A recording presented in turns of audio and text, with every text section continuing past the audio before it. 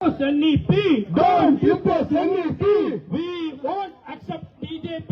We won't accept BJP. Hand sir एक बार हाथ लगे अखिलेश जी एक बार एक बार हाथ लगे தொடர்களே யுஜிசி விதிமுறைகள் அல்லது வரையறைகள் தேசிய கல்விக் கொள்கையை அடிப்படையாக கொண்டு வரையறுக்கப்பட்டிருக்கின்றன. தேசிய கல்விக் கொள்கை எதன் அடிப்படையில் வரையறுக்கப்படுகின்றன என்பதை நாம் பார்த்தால் ஒன் நேஷன்,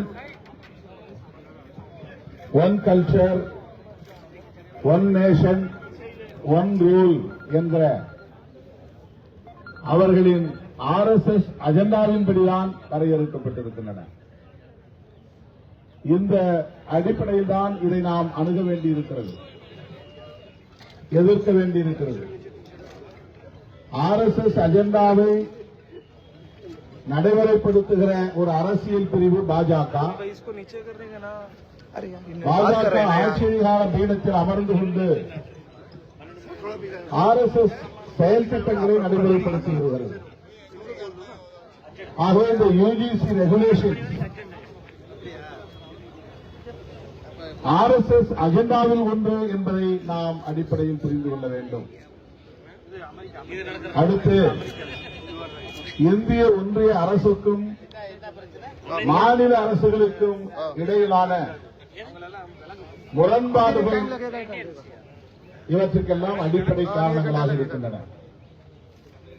1969 பேரறிஞர் அண்ணா அவர்களின் மறைவுக்கு பிறகு முதலமைச்சர் நாற்காலியில் அமர்ந்த நமது முத்தமிழறிஞர் கலைஞர் அவர்கள் எந்த அளவுக்கு தொலைநோக்கு பார்வை உடையவராக இருந்திருக்கிறார் என்பதை இன்றைக்கு நாம் எண்ணி பார்க்க கடமைப்பட்டவர்களாக இருக்கிறோம்.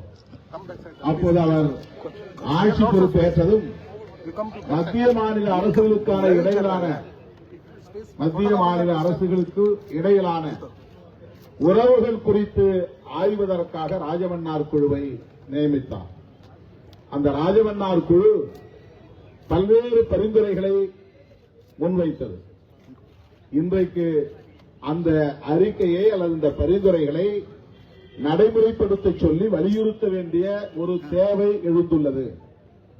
இப்படி ஒரு ஆட்சி வரும், ஒன் நேஷன் ஒன் ரூல் என்கிற முழக்கத்தை வைக்கும், RSS அஜெண்டாவை முன்னிறுத்தி தேசிய கல்விக் கொள்கைகளை வரையறுக்கும், மாநில அரசுகளுக்கான உரிமைகளை எல்லாம் பறிக்கும் என்பதை தொலைநோக்கு